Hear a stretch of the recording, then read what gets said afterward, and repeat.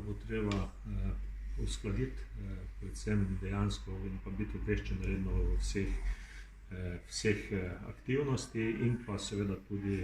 z javnostjo komunicirati in pa obveščati o vseh tako pozitivnih kot negativnih stvari. Prav tako pa verjamem, da bo treba tudi določiti prej ali odškodnino ali rento še naprej, kako se bo delila.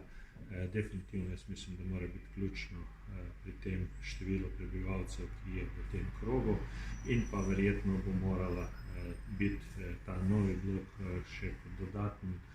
zagon in pa razvoj celega Posavja,